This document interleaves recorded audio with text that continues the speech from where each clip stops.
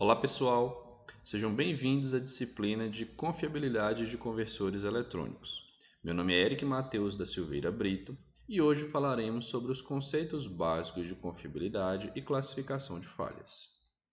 Como o título sugere, essa aula vai ser dividida em 3 partes, E além de falar dos conceitos básicos de confiabilidade e de classificação de falhas, vamos discutir um pouco sobre a evolução da análise de confiabilidade ao longo dos tempos.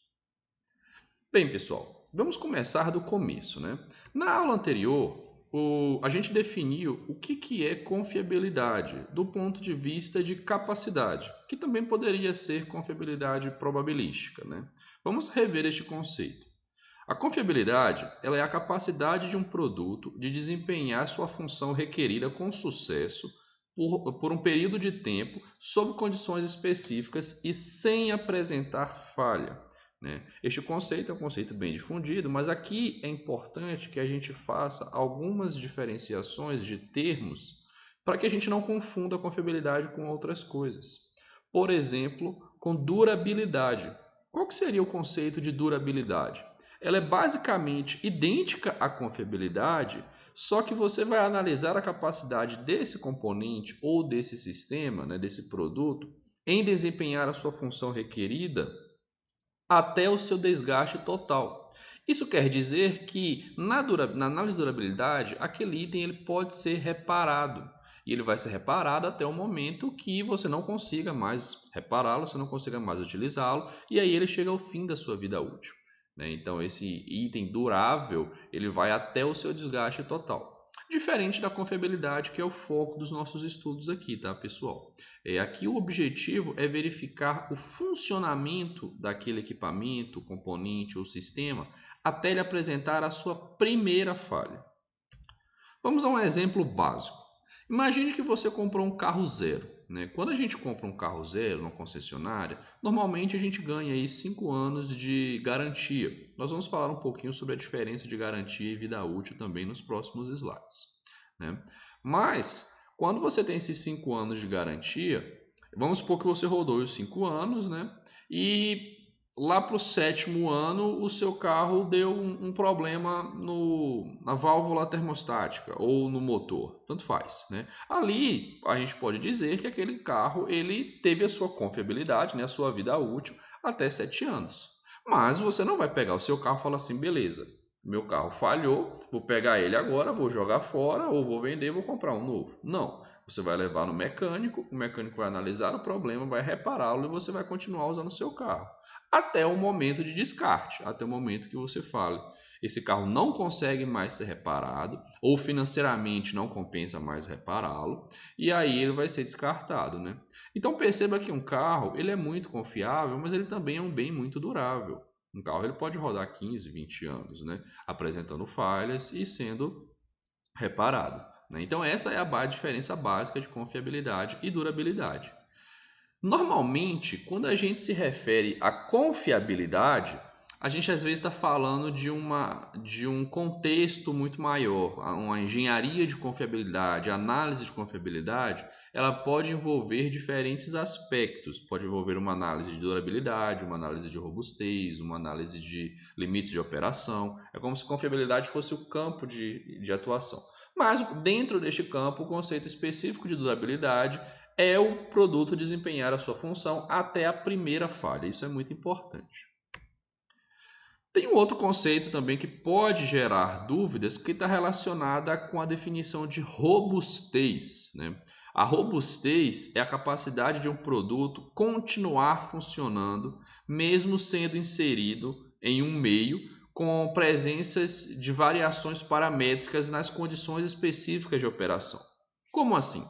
A gente sabe que quando um equipamento, um produto, ele é desenvolvido para uma certa aplicação, sob condições específicas de operação. Por exemplo, você não espera operar com inversor fotovoltaico debaixo d'água. Você não espera, se você compra um carro de passeio, você não espera fazer trilhas off-road muito intensas com aquele carro. Então, cada equipamento, cada dispositivo que você compra, ele tem uma determinada condição de operação. Mas a gente sabe que aquele equipamento ele vai ser aplicado a diferentes meios, diferentes locais, e cada meio vai apresentar características diferentes. Então a robustez está relacionada com a capacidade daquele produto de continuar funcionando sem apresentar falha, a primeira falha, tá? Mesmo na presença dessas variações do meio. Como assim? Vamos a um exemplo bem básico, né? Imagine que você tem um copo descartável. Um copo descartável para vocês, eu gostaria que vocês pausassem o vídeo e pensassem. Um copo descartável, ele é um equipamento confiável? Ele é um produto confiável? E ele é um produto robusto? Né? Façam essa análise aí e depois me comentem aí nos comentários, ou depois me falem o que vocês pensam sobre isso. Bom, na minha opinião, um copo descartável é um equipamento muito confiável, porque ele foi feito para uma aplicação muito específica, na maioria das vezes uma única utilização para armazenar um líquido. Esse líquido, muitas vezes, ele não pode ser muito denso, né? Senão o copo fica pesado e até pode quebrar, furar. Mas vamos imaginar armazenar água, suco, cerveja nesse copo. Você consegue armazenar, você consegue beber e depois de utilizar você descarta, como o próprio nome já fala. Então, dentro da sua aplicação, esse copo funciona muito bem. Eu não espero ter um copo descartável na minha casa que vai durar 1 ano, 2 anos, lavando, guardando. Não foi para isso que ele foi projetado, né? Mas ele é um equipamento robusto. Imagine que você tomou umas 2 cervejas, né? Ficou um pouco mais feliz num churrasco lá e tal, e aí você vai pegar o seu copo com um pouco mais de empolgação e aperta aquele copo descartável. Então ele não vai apresentar uma certa robustez para aquela força que você está impondo para segurar o seu copo. Então não é um equipamento robusto, ele não consegue operar muito bem fora das condições que ele foi projetado. Então é confiável, mas não é robusto, né? Existem outros exemplos que a gente consegue pensar, mas é interessante que muita gente pensa que robustez está relacionada só com o aspecto mecânico, né? No contexto elétrico, motor elétrico. Motor elétrico é um equipamento muito robusto, ele aguenta vibração, ele aguenta poeira, ele tem os graus de proteção dele lá, né? Mas não é só o parâmetro mecânico, é um dos parâmetros que aquele componente vai estar submetido. Mas quando a gente pensa em robustez, a gente pode pensar numa operação segura para uma faixa de tensão ampla, faixa de corrente, de temperatura. Então são vários aspectos que o produto, o equipamento foi desenvolvido para uma certa condição, mas ele consegue suportar variações paramétricas que vão ser oriundas de um meio às vezes um pouco mais conturbado, um pouco mais agitado, mas ele vai continuar funcionando bem. Então essa é basicamente a diferença de confiabilidade e robustez, né? Neste ponto, eu acho interessante também a gente diferenciar um pouco do o que é garantia e o que é vida útil de um componente, né? A garantia ela é dada pelo fabricante e ela refere-se a um período de tempo que o fabricante fornece para o comprador para que ele possa reclamar de vícios ou defeitos no seu produto adquirido. Isso normalmente essa garantia ela é embasada em normas técnicas, ele é até assegurada por lei, então é algo muito mais comercial, jurídico, né, do que uma própria análise de confiabilidade. Mas, né, se a gente para e pensa que a vida útil de um componente refere-se ao tempo que aquele componente ou aquele sistema leva até a sua falha, né, até atingir um dos seus critérios de falha, então a gente pode imaginar que, veja bem, vamos supor que a gente tenha um medidor de energia que ele tem uma vida útil ele tem uma vida útil de 20 anos, né? Você faz uma análise de confiabilidade, levanta todos os critérios de falha, todos os componentes propensos à falha, e você chega à conclusão que aquele equipamento ele vai ter 20 anos de vida útil. Essa é uma informação de engenharia de confiabilidade. A garantia do fabricante é algo que o fabricante vai pegar essa informação e vai falar, beleza, então eu vou dar 5 anos de garantia para o meu cliente, vou dar 10 anos de garantia para o meu cliente. né? Quanto maior este tempo, mais custo é para essa empresa, porque maior a probabilidade de falha dentro dessa expectativa de vida, né? Mas também, ao mesmo tempo, quanto maior a garantia do fabricante, mais atrativo é aquele produto, mais seguro o comprador fica, né? Mas, em todo caso, a garantia tem que ser menor que a vida útil provida por uma análise de confiabilidade, né? Um exemplo muito claro disso são os inversores fotovoltaicos. Você vai para um inversor, ele tem uma garantia de 5 anos. A grande maioria dos fabricantes inversores dão uma garantia de 5 anos. Mas, numa pesquisa de campo realizada por essa referência aqui, de um Reliability of Power Electronic Systems, numa perspectiva da indústria, eles fizeram uma pesquisa com algumas empresas e eles viram que a expectativa de vida, o funcionamento do inversor variava de 10 a 20 anos, né? Então, a lifetime, a vida útil do equipamento, ela é superior à garantia, né? Então, agora que a gente já definiu alguns conceitos, vamos pegar o conceito de confiabilidade propriamente dito e vamos destrinchar ele para ver quais informações a gente consegue obter. Bom, a confiabilidade é a capacidade de um produto para desempenhar a sua função. Então, aqui nós estamos falando em performance de operação, para que aquele componente foi projetado, para realizar que tipo de tarefa, né? Requerida com sucesso por um período de tempo, ou seja, ele vai executar essa sua função dentro da sua vida útil, não é para sempre, não é eterno, não é só uma vez. Então, existe um conceito de vida útil que aquele componente foi projetado, né, sob condições específicas, ou seja, nós estamos nos referindo ao que a gente chama de perfil da missão, quais são aquelas condições que aquele equipamento foi projetado para operar, condições elétricas, mecânicas, condições de meio de temperatura, e sem apresentar falhas, ou seja, ele tem que conseguir fazer tudo isso sem atingir o seu critério de falha, né? Vamos aplicar este conceito aqui a um exemplo muito clássico, né? Um inversor fotovoltaico híbrido. Aqui a gente tem, né, um inversor híbrido, ele tem os painéis ligados a um conversor DC-DC, normalmente um boost, um buck boost, para regular a tensão no barramento CC.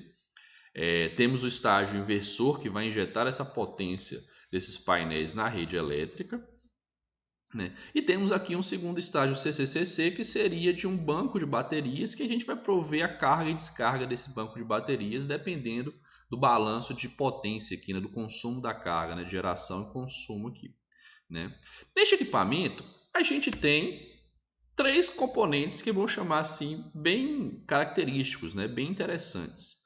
Nós temos os módulos fotovoltaicos, que pela especificação deles, eles têm uma vida útil de 20 a 25 anos, né? Nós temos os inversores fotovoltaicos. Perceba que o inversor fotovoltaico aqui, ele é um sistema, ele é uma caixa composta de vários componentes no seu interior, e cada um desses componentes vai ter uma vida útil, mas aqui a gente está pensando no inversor fechado, né? Que tem uma expectativa de vida aí de 5 a 10 anos. E nós temos um banco de baterias aqui que normalmente tem uma expectativa de vida de 2 a 5 anos, né? Então a pergunta que eu faço para vocês é, dada essa aplicação, qual desses 3 componentes possui a maior confiabilidade, né? Pausem o vídeo mais uma vez aí e reflitam sobre essa pergunta. Bem, pessoal, a resposta para essa questão é que essa questão está mal formulada. Eu não diria mal formulada, mas não é assim que a gente analisa a confiabilidade. Perceba, primeiro, porque são produtos, equipamentos diferentes, que desempenham funções diferentes, dentro de uma expectativa de vida diferente, e vão possuir critérios de falha diferentes. Então é a mesma coisa de eu perguntar para você assim, em quem você confia mais? No seu chefe, no seu companheiro ou na sua companheira, ou no seu melhor amigo, né? Ou no capitão do seu time de futebol? Você vai ter um nível de confiança, né, adaptando um pouco os termos, para cada meio que aquilo está empregado. No seu trabalho, você vai confiar muito mais no seu chefe. Em casa, no seu ambiente familiar, você vai confiar muito mais no seu companheiro, né? Então, analisar componentes diferentes para falar qual que é o mais confiável não é uma análise correta. Você pode sim falar assim, olha, eu preciso montar um inversor fotovoltaico e para isso eu tenho que escolher qual que é a chave semicondutora que eu vou utilizar. Eu tenho a opção da chave A, chave B e chave C. Como é a mesma condição de operação, as mesmas condições, é a mesma função desempenhada, as mesmas condições de operação, você vai fazer uma análise de vida útil, por exemplo, vai ver, olha, a chave A possui uma maior vida útil do que a chave B, vai apresentar menor taxa de falhas do que a chave C, então essa é a chave mais confiável. Então a gente compara sempre laranja com laranja. Por mais que dentro de um sistema todos esses componentes precisam ser levados em conta no cálculo de confiabilidade do sistema inversor fotovoltaico híbrido como um todo. Então é muito importante a gente ter esse conceito. E o interessante é que a gente vai ver um pouquinho mais para frente nessa aula também que a taxa de falha ela é probabilística e ela aumenta com o passar do tempo. Obviamente, quanto mais tempo se passa, mais a gente espera que aquele equipamento seja propenso a falhas. Só que se dentro da vida útil de cada componente, a gente espera ter uma taxa de falha muito pequena. Vamos pensar na garantia, que talvez fique mais fácil de vocês imaginarem. Pense que os fabricantes de módulos fotovoltaicos dão uma garantia de 20 anos, os de inversores de 5 anos e o de banco de bateria de 2 anos. Dentro da garantia desses 3 componentes, eles vão ter praticamente a mesma taxa de probabilidade de falha, ou, pelo menos, eles vão ter uma taxa de probabilidade de falha muito pequena. Então, poderíamos dizer que a confiabilidade desses equipamentos dentro da vida útil deles é igual, numa análise bem superficial, assim, bem qualitativa. Perfeito? Bom, vamos falar um pouquinho agora sobre classificação de falhas, para que a gente consiga nivelar o que a gente está discutindo aqui nas nossas aulas. Bem, a definição de falha, eu espero que já esteja claro para vocês neste ponto, mas ela é a transição de um estado de funcionamento adequado para um mau funcionamento do equipamento, podendo ser parcial ou total. Então, aquele equipamento que estava desempenhando a sua função com sucesso, a partir do momento que ele atinge um mau funcionamento, ou seja, ele não respeita mais os seus critérios de falha, aquilo a gente pode falar então que aquele componente falhou. E quando ele falha, ele tem um modo de falha. Esse modo de falha é um objeto de evidência que indica que o componente falhou. Quais que seriam as possibilidades de modo de falha? Um chave semicondutora ela pode falhar como circuito aberto ou como curto-circuito. Um equipamento de condicionamento de sinal pode falhar perdendo a comunicação do sensor, perdendo o sinal de medição. Em sistemas mecânicos, nós podemos ter válvulas controladas que elas não abrem mais ou não fecham mais. Então, é o modo como aquele componente vai falhar, como que ele não vai mais conseguir funcionar adequadamente. E nós temos também os mecanismos de falha, que são os processos multifísicos, processos elétricos, térmicos, químicos, mecânicos, que levam aquele componente a falhar. Por que o semicondutor está em circuito aberto e não fecha mais, não chaveia mais? Ele perdeu o sinal de gate, ele perdeu a capacidade de condução de corrente, teve um estresse mecânico ali no interior dele que provocou a falha. Uma bateria, por que ela perdeu a sua capacidade de fornecer energia na forma de tensão? O processo químico no interior ele já se degradou, o que aconteceu? Então o mecanismo de falha é o que leva à falha. E o modo de falha é a observação, é a evidência de que ocorreu a falha. Nós podemos classificar as falhas também de acordo com a ocorrência. Essa ocorrência, nós podemos ter falhas por mau uso, que seria o uso indevido daquele componente. Falhas primárias, que são aquelas falhas que ocorreram diretamente devido ao modo de falha do componente, ao mecanismo de falha do componente. E nós temos falhas secundárias, que essas falhas elas foram induzidas pelas falhas primárias. Então, por exemplo, no inversor fotovoltaico, o semicondutor falhou e ele parou, o capacitor falhou e começou a não fornecer mais a tensão de barramento necessária. Então, isso pode levar os semicondutores a falharem. enfim, né? Então falhas secundárias são falhas induzidas, né?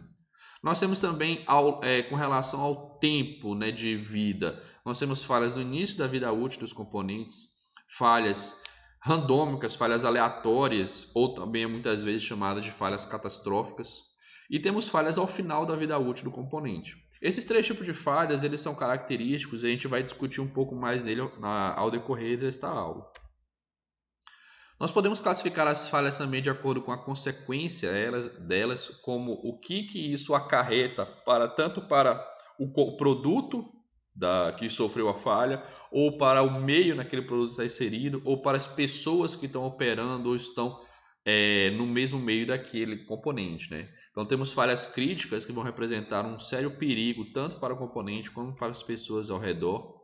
Falhas de importância primária, que elas, assim como as críticas, elas podem levar aquele meio ou aquele produto a se tornar algo perigoso, algo danoso, mas não tão crítico como as falhas críticas. E nós temos as falhas de importância secundária, tipo, falhou, o equipamento parou e você muitas vezes vai ter danos financeiros associados ao downtime daquele equipamento, mas aquilo não acarreta perigo, não tem uma consequência muito importante. É importante lembrar que aqui a gente não está falando só de consequência física, de dano, não. Às vezes a consequência ela pode ser monetária também. Você tem um equipamento que parou de funcionar e está deixando de gerar milhões e milhões de reais. Então, por mais que aquilo não ofereça perigo a quem está ao seu redor, tem uma falha crítica ali que precisa ser consertada, né, para que aquilo não traga consequências muito danosas financeiramente, né? E nós podemos classificar as falhas também com relação à sua natureza, uma falha total, uma falha parcial, uma falha intermitente. Acredito que a própria nomenclatura aí já defina claramente qual que é o tipo de falha, né? E por que um componente ou um sistema falha, né? Dado os tipos de falha? Por que um componente, então, ele vai falhar, né? Naturalmente, pessoal, o conceito de falha ele é inerente a tudo que existe no mundo. O ser humano falha, o ser humano tem uma vida útil, o ser humano um dia vai morrer, um dia vai adoecer, ele vai falhar. Qualquer equipamento que você pegue hoje em dia tem uma certa vida útil, a gente fala muito na questão de descarte, de poluição. Então, todo aquele componente ele tem uma vida útil. Você chega no mercado, tem uma certa validade. Então, basicamente, no contexto já da eletrônica de potência, né? Todo aquele equipamento que você projeta, ele falha, ele tem uma vida útil. E por mais que você tenha um equipamento muito, muito confiável, nós precisamos pensar que a tecnologia ela evolui a cada dia. Então, você não quer hoje desenvolver um conversor que ele vai operar 20, 30, 40, 50 anos. Porque daqui a 5 anos você pode precisar de um conversor mais robusto, um conversor mais eficiente, menos volumoso. Então a evolução da tecnologia ela faz com que a gente precise substituir esses equipamentos ao longo do tempo. E você desenvolver um componente muito, muito confiável, vocês viram na aula anterior que quanto maior a confiabilidade, maior é o custo associado à produção daquele equipamento. Então se você gasta muito recurso para produzir algo muito confiável e daqui a 2 anos você tem que trocar porque surgiu uma nova tecnologia, isso gera despesas para a sua empresa, para você, né? Mas beleza, por que um componente então ele pode falhar, pessoal? Design frágil ou inapropriado, você desenvolveu um componente não muito robusto, não muito adequado, assim, com baixo orçamento, ou então você aplica aquele equipamento a uma aplicação que vai acabar provocando uma sobrecarga. Você pode ter variações paramétricas e incertezas no processo de fabricação que fazem com que um componente não seja exatamente igual ao outro, então você vai ter ali uma certa dispersão das falhas. Pode acontecer muito erro de projeto e execução que leva aquele componente, aquele conversor a falhar, inexperiência do operador, uma adversidade do meio, né?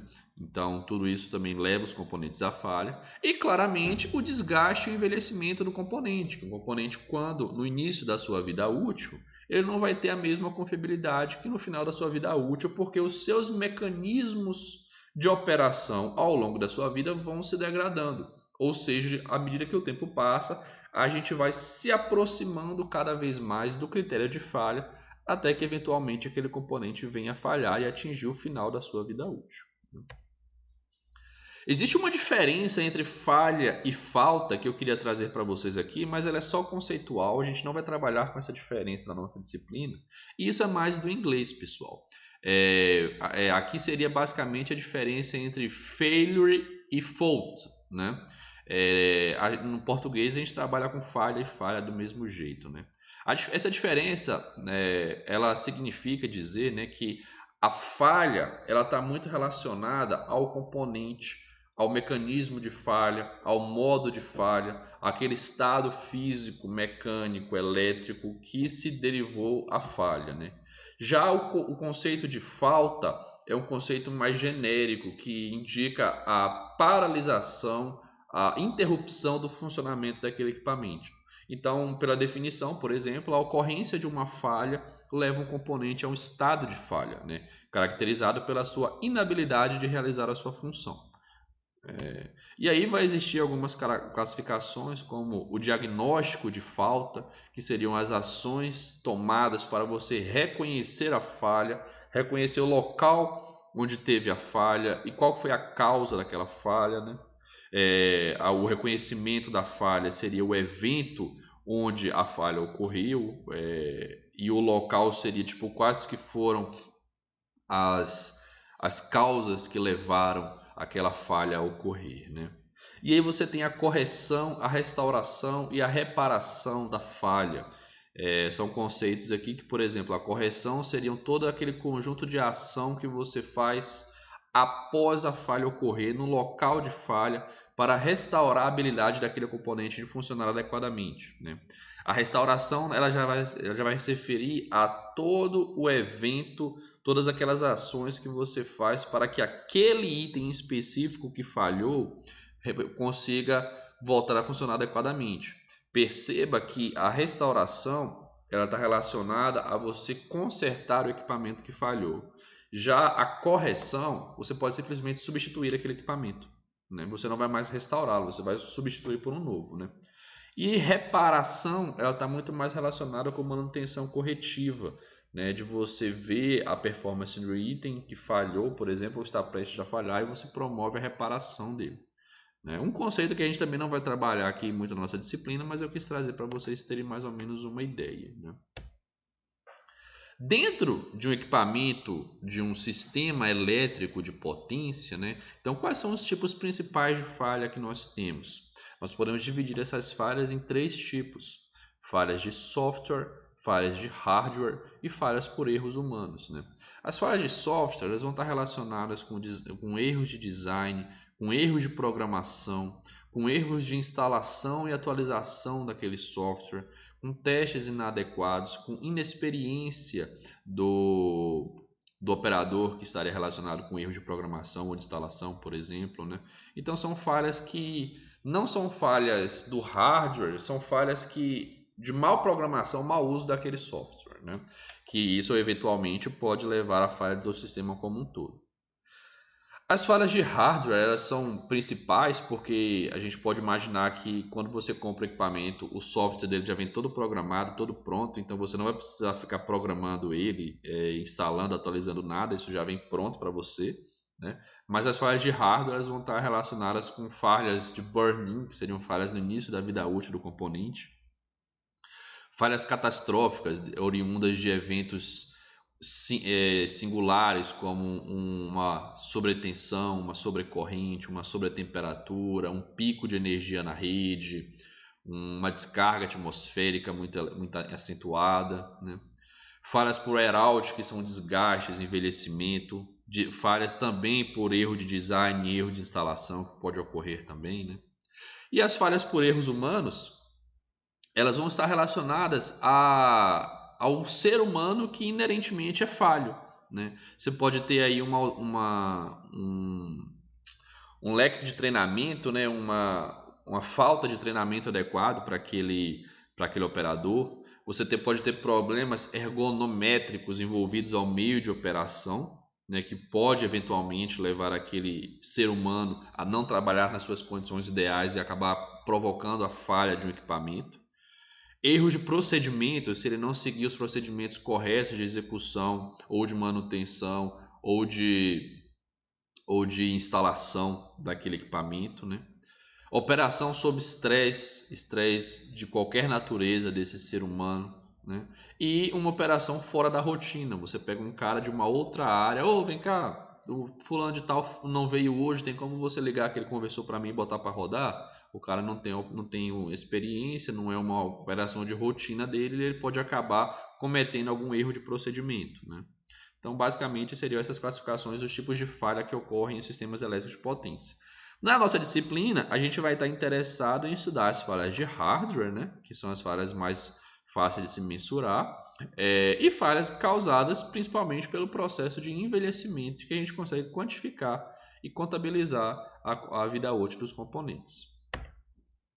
E aí, tem uma curva muito interessante, conhecida pelos engenheiros de confiabilidade, né, que é chamado carinhosamente de curva da banheira. E vocês vão entender pelo formato da curva, né, o porquê que ela leva esse nome. Essa curva da banheira, ela possui 3 regiões características. A região inicial de mortalidade infantil, a região de uso durante a vida útil do componente e a região de envelhecimento ou de desgaste, né? E, além dessas 3 regiões, nós temos 3 curvas que se somam até a gente ter a curva total do componente, né? Essa é uma curva que relaciona a taxa de ocorrência de falhas com o tempo, né? Então, nós temos uma curva inicial que ela tem é chamada de falhas prematuras ou falhas de burn-in, que a gente tem uma acentuada ocorrência de falhas no início da vida útil do componente, e essa quantidade de ocorrências ela decai ao longo do tempo, né? Isso aqui acontece principalmente porque quando você compra um lote, por exemplo, de capacitores, aqueles lotes, vamos supor que você comprou 100 capacitores, vai ter 1 ou 2 ali que veio estragado, 3, 4, depende muito do lote, né? Então você tem falhas iniciais e essas falhas muitas vezes são reparadas pela própria indústria antes de vender aquele equipamento, né? Uma empresa que vende conversores eletrônicos, por exemplo, ela pode fazer ela faz os testes iniciais, né, os testes de startup daquele conversor antes de vender ele, justamente para eliminar os conversores que tenham taxas de falhas elevadas no início da sua vida útil, né? As falhas prematuras.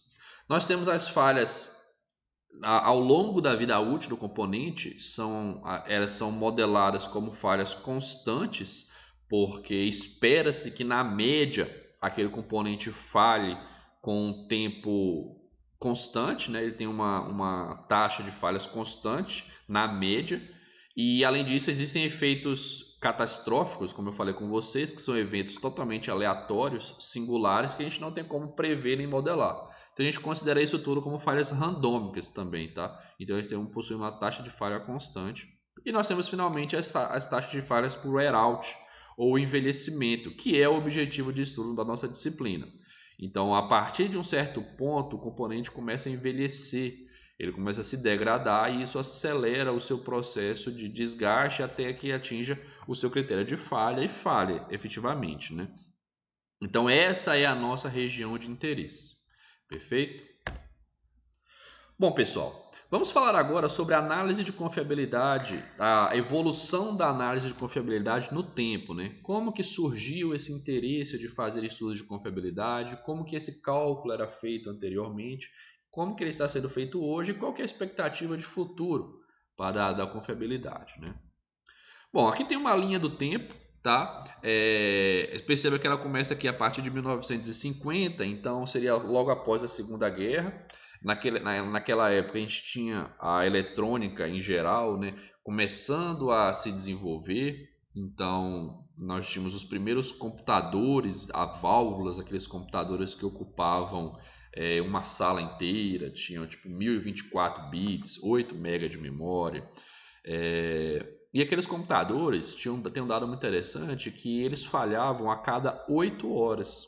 né? Então eles já tinham até um procedimento, eles desenvolveram os primeiros novos computadores que surgiram depois desses computadores que falhavam a cada 8 horas, que eram computadores a válvula.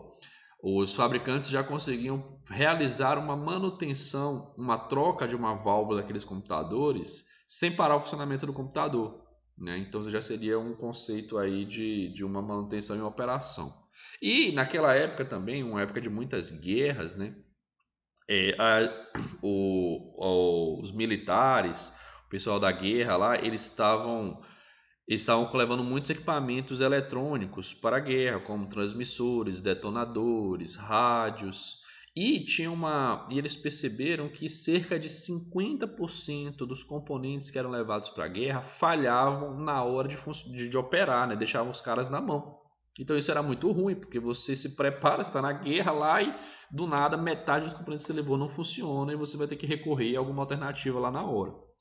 Então surgiu em 1957 o primeiro relatório de engenharia de confiabilidade por um grupo chamado AGREE, que era o Advisory Group of Reliability of Electronic Equipment, né?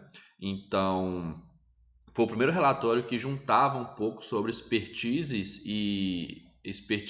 de indústrias, militares e o comércio, o mercado, para juntar algumas referências de falhas de componentes em geral, né? Lá para 1965 surgiu o primeiro handbook, né, um military handbook, a primeira versão dele, que foi muito utilizada nos próximos anos. Esse era um livro, pessoal, tabelado, que possuía taxas de falhas constantes para cada componente elétrico que existia na época. Resistor, capacitor, transistor, diodo, tudo que você possa imaginar, ia ter uma tabelinha lá, era um valor tabelado, era um handbook mesmo, que você ia e consultava qual era a falha do componente. Essa versão ela conseguiu várias atualizações, ela foi atualizando para conter correções de temperatura, correções de ambiente, para considerar ambientes de operação diferentes e tudo, mas era tudo muito limitado, porque você trabalhava com valores constantes de falha, né? Nessa época ainda começou-se os estudos do conceito de POF, que significa Physics of Failure, que é o estudo por trás da falha dos componentes. Mas era um estudo muito recente ainda, dava muita dor de cabeça, não tinha-se muita expertise na época, então utilizar esse livro com taxas constantes de falha para cada componente ainda era muito prático, né? Só que lá para 1900 houve um avanço da eletrônica de potência, percebeu-se que você não poderia considerar falhas constantes para os componentes, mesmo aplicando esses efeitos de correção. Sentia-se a necessidade de lançar no mercado cada vez componentes mais novos, mais modernos, com tecnologias novas, e via que aquilo que estava previsto no livro já não funcionava muito bem, né? Então a gente consegue definir aqui que até os anos 1990 houve uma predominância do uso desse Military Handbook com taxas constantes de falha dos equipamentos, né? Só que a partir aqui de 1990, o POF, né, o Physics of Failure, ganhou muito mais espaço no mercado, né? Tanto na indústria quanto na academia. Então, devido a esses avanços na eletrônica, esse POF ganhou muito mais, essa metodologia ganhou muito mais espaço e que é utilizada até hoje, né? Teve duas normas, se vocês olharem na linha do tempo lá, que foram lançadas, uma em 2004 e a outra em 2017, que elas tratam de procedimentos de análise de confiabilidade para os componentes, né? Levando em consideração, por exemplo, taxas de falhas e estresses e modelos de estresse, considerando os perfis de operação, os mission profiles. Essas normas, né, a de 2004, que depois foi substituída pela de 2017, elas tratam basicamente do que a gente vai ver aqui na nossa disciplina, mas é importante que vocês saibam da existência dessas duas normas para a confiabilidade. Bom, e qual que era a abordagem antiga, né? Como que eles calculavam lá na época dos 1960, 1970, como que eles calculavam vida útil naquela época, né? Se consultava aquele Military Handbook, existiam outros handbooks na época também, apesar desse Military Handbook ser o mais difundido, né? Mas você consultava e você tinha os dados de falha numa unidade chamada de FIT, que era Failure in Time. Um FIT representa uma falha a cada 10 bilhões de horas. né? Então, como você tinha equipamentos que duravam anos, né, você trabalhava com essa unidade que para diminuir um pouco o tamanho, né, do número de falhas por hora, né? Um exemplo aqui, como que era calculado, por exemplo, naquela época, a taxa de falha lambda de um resistor, né? Então, você consultava o handbook lá e ele falava que a taxa de falha de um resistor fixo, por exemplo, com uma certa composição, tinha algumas especificações lá, ele é dado por uma taxa de falha base, né, que você consulta nessa tabela aqui para diferentes condições de estresse e diferentes condições de temperatura. Esse estresse aqui está relacionado com a potência de operação dividido pela potência nominal, né? É o ratio da potência nominal pela potência da potência de operação pela potência nominal. Então você pega um valor tabelado de base e vai multiplicar por alguns coeficientes de correção. Coeficiente de correção do meio, coeficiente de correção de qualidade, que existem componentes que têm uma qualidade melhor que a do outro, etc. E no fundo você chega numa taxa de falha constante. Se a gente lembrar daquela curva da banheira, é como se ele tivesse essa metodologia considerasse somente a taxa de falha constante ao longo do tempo, né? Não considera nem as falhas prematuras e nem as falhas de envelhecimento, né? E naquele contexto, né, surgiu dois conceitos interessantes, vocês devem ter visto já na literatura, que é o MTTF, o Mean Time to Failure, e o MTBF, o Mean Time Between Failure. Os dois são conceitos que possuem unidade de tempo, né, de anos ou de horas, e a diferença básica entre eles é que o Mean Time to Failure, o MTTF, ele não considera o reparo do item, e o MTBF considera que o item pode ser reparado. Mas nos dois casos, o cálculo, né, isso aqui é como se fosse vida útil. Se parar para pensar, o conceito de vida útil. É 1 sobre essa taxa de falha constante. Então, se esse cara que falhou 2 fits, por exemplo, ele tinha 2 falhas a cada 10 bilhões de horas, você divide e você faz a razão disso, você calcula qual que seria a vida útil daquele componente, né? Mas por que essa abordagem ela não funcionava bem? Por que com o avanço da eletrônica de potência percebeu-se que você não conseguia considerar taxa de falhas constantes? É porque a taxa de falha, pessoal, ela não é constante, ela é uma probabilidade, ela é probabilística. Se a gente pensar no conceito de confiabilidade probabilística que a gente definiu na aula anterior, né? Na verdade, existe uma dispersão, uma sobrecarga de operação, desgastes, erros. São muitos fatores que vão fazer com que um componente não falhe exatamente igual ao outro. Hoje, se você vai numa loja e você compra 2 resistores, os resistores já não são iguais, existem variações paramétricas. Aí você pega um resistor e põe para ele operar no meio e o outro resistor no outro meio. Eles também não vão operar sob as mesmas condições. Então, eles vão ter falhas diferentes. E com isso, você pode fazer uma distribuição de probabilidade de falha, né? Vamos imaginar a seguinte operação. O que aquela abordagem antiga considerava? Considerava que todos os equipamentos possuem uma taxa de falha constante, né? Então, imagine um capacitor eletrolítico de 50 volts, né? Então, esse gráfico aqui, ó, ele relaciona, é um gráfico qualitativo, ele relaciona a probabilidade de falha de um determinado componente, né, para 2 condições. Uma condição de load, no caso aqui, que seria a condição de operação, e uma condição aqui de strength. Strength é como se fosse a força do componente, a capacidade desse componente. Então vamos pegar um capacitor que seria um capacitor de 50 volts, por exemplo, um capacitor eletrolítico de 50 volts que ele está operando a 35 volts, né? Como você está trabalhando com uma taxa de falhas constante, todas essas amostras elas vão ter a mesma probabilidade de falha, tanto para 35 volts quanto para 50 volts, né? Só que na verdade não é isso que acontece. Quando você pega um capacitor que está operando a 35 volts, você pode ter uma variação paramétrica daquela sua fonte de alimentação, você pode ter uma variação das correntes e tensões daquele circuito, você pode ter uma variação paramétrica no processo de manufaturação daquele componente, né? Que ao invés de ser 50 volts, ou a capacidade dele poderia ser 49, 51. Então você tem aqui uma probabilidade de falha. Quando você amostra os componentes, né, eles não vão falhar todos no mesmo tempo. Eles vão ter uma probabilidade, alguns vão falhar antes, outros vão falhar depois, mas na média, a grande maioria, a maior probabilidade vai estar relacionada com a média de falha, né?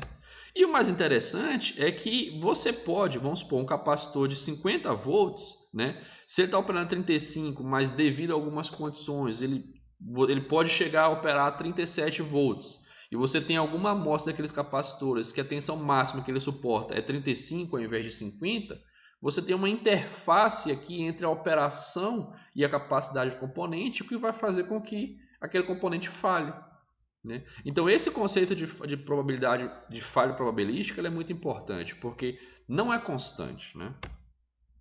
Então, dito isso, a gente precisa definir algumas estatísticas de probabilidade, de confiabilidade, né? A primeira delas é uma função densidade de probabilidade de falha, um f de x, é uma PDF, né? Então, é como eu acabei de mostrar para vocês, existe uma distribuição de probabilidade que cada amostra vai ter uma probabilidade diferente de falhar, né? Com isso, a gente pode definir também a função de distribuição cumulativa, a CDF, que é a integral da probabilidade. Vocês provavelmente devem lembrar isso aqui da graduação. E aí, através disso, a gente consegue definir qual que é a nossa função de confiabilidade. A nossa função de confiabilidade vai ser 1 menos a nossa função cumulativa de falha, né? Algumas referências, ao invés de trabalhar com uma função de confiabilidade, trabalham com a função de inconfiabilidade, que nada mais é do que 1 menos a função de confiabilidade. Em outros termos, é como se fosse a própria função de falha do componente. Vamos ver isso aqui num exemplo mais didático para ver se vocês entendem. Aqui tem um capacitor, a função PDF de um capacitor eletrolítico, né? Então a gente percebe que isso aqui é a probabilidade de falha desse capacitor ao longo do tempo, né? Então a gente consegue perceber que a grande maioria das amostras elas vão falhar com 3.000 horas. Mas algumas amostras elas vão ter uma probabilidade de falha de 4.5 mil horas, né? 4.500 horas. Assim como alguns capacitores piores vão falhar com 1.000 horas, né? Então existe uma probabilidade de falha. Isso aqui é a PDF. Quando a gente integra essa função no tempo, né? No tempo não, no objeto de estudo, que poderia ser tempo, poderia ser nível de tensão, poderia ser corrente, poderia ser qualquer unidade de variação do estresse que aquele componente está submetido, né? Mas vamos pensar em tempo que é mais fácil. Quando a gente integra isso aqui no tempo, e aí a gente teria a CDF, né, a f de x maiúsculo, e aqui a gente teria a função confiabilidade, que seria 1 menos essa CDF de falha. Aí a gente teria essa curva aqui, ó. E olha que interessante dessa curva. A gente consegue dizer qual que é o lifetime, qual que é a vida útil desse conjunto de amostras. Isso quem define é o projetista de confiabilidade. Ele pode falar assim, ó, eu quero que o meu componente tenha 1% de falha, né? Eu quero definir a minha vida útil como 1% de falha das minhas amostras. Qual que é o tempo que 1% das minhas amostras falhou? Então é quando ele tiver o R igual a 0,99. Então 1.277 horas seria o lifetime dele. Por quê? Se ele produzir 100 componentes, um falhou nesse tempo, os outros 99 estão funcionando bem. Então, ok. Mas aí ele pode pensar, não, isso aqui está muito apertado, né? Só um falha, eu posso ter mais falhas. Então eu vou definir o meu lifetime como sendo 10% de falha, né? Ou seja, 90% das minhas amostras não falham nesse tempo. Então aí ele trabalhando com você de 90% seriam cerca de 2.000 horas, né? Só que vocês perceberam que a gente precisa fazer a lógica contrária, né? A gente tem que pensar qual que é a probabilidade de falha que eu quero, faço 1 menos isso para achar qual que é a confiabilidade. Então, por isso, muitas vezes, a gente pode trabalhar com o conceito de inconfiabilidade, que seria basicamente analisar a própria função CDF de falha. Então, isso aqui é um exemplo prático de um GBT discreto. Aqui tem um histograma das amostras, né? Através de uma simulação de Monte Carlo. A gente vai realizar essa análise com vocês mais para frente na disciplina. E aí, através dessa distribuição dessas amostras, né, de probabilidade, a gente faz um fit com eles, por exemplo, utilizando uma função de Weibull, né? E aí a gente, através dessa f de x, que seria a função PDF de falhas, a gente integra isso e tem a função inconfiabilidade. Aqui eu posso falar, olha, qual que é a probabilidade daquela minha população falhar com 40 anos? 50%. Né? E aí o que eu consigo definir um lifetime como sendo, por exemplo, eu quero que 10% das minhas amostras falhem, esse vai ser a minha vida útil. Então eu chego aqui em 10%, seria, por exemplo, uns 30 anos. Né? Então aqui é um exemplo de como vocês podem usar tanto a função confiabilidade como a função inconfiabilidade para definir qual que seria a vida útil do seu componente. Tá? Mas essa é uma abordagem... E aí, como que a abordagem moderna, né, ela faz, então, para fazer análise de vida útil dos componentes? Ela trabalha com o conceito de física da falha, física por trás da falha, aquele conceito que eu mostrei para vocês na linha do tempo da análise de vida útil. Né? Então, basicamente, você tem um semicondutor, por exemplo, né? E esse conceito de POF, ou POF, ele vai investigar a causa daquela falha, através do estudo do mecanismo de falha. Qual foi a física que envolveu, que levou aquele mecanismo de falha a falhar? Por exemplo, né? Isso aqui vai envolver análises multifísicas, análise de tensão e corrente, temperatura, umidade, estresses mecânicos. Você vai literalmente ver por que aquele seu componente falhou. Né? E através disso você vai criar modelos empíricos de vida útil através de testes de aceleração e vai utilizar esses modelos de vida para calcular qual que seria a vida útil de um componente para uma determinada condição que ele está operando, um determinado estresse que ele está submetido, um conjunto, uma associação de componentes que estão envolvidos naquele sistema. E através disso a gente vai fazer também análises estatísticas de Monte Carlo para inserir aquelas variações paramétricas que eu falei com vocês, aquelas dispersões na fabricação, talvez uma alteração, simular uma alteração do meio das condições de operação, né? E conseguir então obter essa análise estatística. Na verdade, aqui o que eu estou tentando obter é a função PDF de falhas mesmo, né? Porque se vocês pararem para perceber, o que esse modelo de falha faz é calcular um número. Ao invés de eu consultar aquela tabela que vai me dar um número constante, eu vou utilizar esse modelo que investigou a falha, né, para me dar qual que seria aquela taxa de falhas, né, que eu tinha antes tabelada, agora eu calculo através de um modelo de vida útil. Por exemplo, um módulo de GBTs, né? Não sei se todo mundo conhece aqui, já tem experiência, mas nós temos um módulo de GBTs aqui, por exemplo, e no interior deles nós temos os diodos de roda livre, que são esses chips menores, e os diodos e os chips de GBT, que são esses chips maiores aqui, e a ligação entre eles é feita por esses fios de ligação chamados de bond wire. Né? Então existem vários fios aqui, vão fazer as conexões entre o diodo GBT, entre os terminais, emissor, coletor e base desse GBT. Né? E um dos mecanismos de falha desse equipamento é o desgaste desses bond wires. Né? Esse desgaste eles vão acontecer, por exemplo, por deformações por estresses térmicos. Né? A gente tem, por exemplo, uma ciclagem de temperatura. A temperatura ela esquenta, esfria, esquenta, esfria, esquenta, esfria. Muitas vezes até por causa da ondulação da corrente na frequência da rede elétrica, né? E isso faz com que esse fio de ligação soldado aqui nesse substrato, ele é metálico, então ele aquece, dilata, esfria, contrai, comprime, né? Então ele acaba nesse processo de compressão e dilatação, ele acaba gerando um estresse mecânico que eventualmente pode trincar o componente ou até mesmo levantar ele, e levando o equipamento à falha. Né? Então existe um modelo de vida útil que calcula qual que é o número de ciclos até a falha, que leva em consideração a variação térmica da temperatura, a variação cíclica da temperatura, o valor médio da temperatura, condições como a corrente que está passando por esse fio, a tensão de bloqueio que está submetido, qual que é o diâmetro desse fio. Então perceba que aqui a gente não está consultando uma tabela, a gente está investigando a falha através da física envolvida no mecanismo de falha. Né? Muito legal, e a gente vai ter aulas aqui para discutir somente esses modelos, esses mecanismos, tanto para os GBTs quanto para capacitores e indutores. Né? Bom, e qual que seria uma abordagem do futuro? Né? Qual que é a tendência que eu enxergo para as análises de vida útil? Existe um conceito que é análise de confiabilidade da física da falha mesmo, né? Mas, professor, não é isso que a gente tem feito atualmente, né, com os modelos mais modernos? Mas os modelos modernos que eu apresentei, eles são baseados em testes de aceleração que coletam dados empíricos para um determinado componente. Então, você, por exemplo, você quer calcular qual que é a vida útil de uma chave semicondutora. Então, o fabricante vai lá, pega aquela chave, faz alguns testes de aceleração para aquela chave que ele tem lá, levanta um modelo.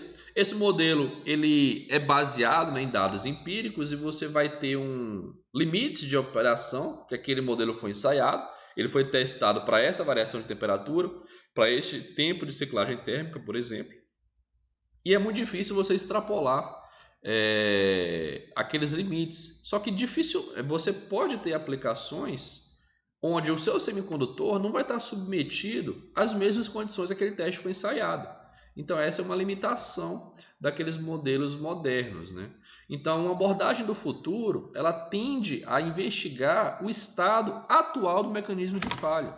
É como se fosse um acompanhamento daquele mecanismo, um monitoramento em tempo real daquele componente que você está investigando, né? Esses modelos eles são específicos para cada componente e operação e eles podem ser usados para prever com mais assertividade qual que é a vida útil do componente, porque você está ali monitorando, acompanhando aquele mecanismo de falha, e aí você consegue ir diagnosticando, verificando com uma certa precisão e assertividade maior. O grande dificultador disso é que você tem muita dificuldade. O grande problema desses modelos atualmente é que você tem muita dificuldade de implementar isso na prática, né? É muito complicado você tentar monitorar ou acompanhar o estado do mecanismo de falha na prática. Muitas empresas, isso gera custo, isso necessita de um conhecimento. Então, isso está em estudo atualmente, mas ainda não entrou em vigor. Não ganhou muito espaço ainda, né? Os modelos empíricos lá ainda são os mais difundidos atualmente, né? Mas essa aqui é uma visão de futuro para a gente ter em mente, né? Que possa ser que nos próximos anos aí mude novamente o método como a gente avalia a confiabilidade dos componentes, né? E existe também, né, um conceito de projetos voltados para a confiabilidade que vai utilizar essa ideia, né, desses modelos modernos de vida útil, que é o seguinte: eu tinha mostrado para vocês lá naquela curva, né, naquele gráfico anterior, que relacionava a frequência de ocorrência com o tempo para um componente submetido a um certo estresse e uma certa força, né? E a gente viu que quando há uma interface entre a distribuição de estresse e de força, ocorre a falha do componente, né? E o que o projeto voltado para a confiabilidade ele vai fazer então? Se você sabe que eventualmente a sua carga ela pode sofrer uma sobrecarga e o seu componente ele vai sofrer uma degradação que vai fazer com que a sua capacidade, a sua força do componente diminua, você consegue projetar uma margem de confiabilidade, você consegue desenvolver o seu equipamento, o seu componente, ou projetar o seu conversor, a sua instalação, de forma que você tenha uma margem segura. Isso é o que a gente chama de DFR, projetos voltados para a confiabilidade. E aí a gente consegue misturar esses dois conceitos, né? Misturar o conceito de DFR com POF, para que a gente tenha um projeto voltado para a confiabilidade, onde a gente escolha os componentes que a gente quer utilizar nas especificações do nosso conversor, dado os perfis de missão de entrada, né? E com isso a gente vai conseguir ganhos na instalação, como ganhos de energia, maiores margens de confiabilidade, redução de custo com manutenção não programada, com downtime do inversor, por exemplo. Então, esses dois conceitos de DFR e de Physics of Failure, eles trabalham em conjuntos para, na etapa de design do seu conversor, você já aumentar a confiabilidade do seu sistema. Bom, pessoal, neste ponto, gostaria de agradecer a atenção de todos e vejo vocês na próxima aula.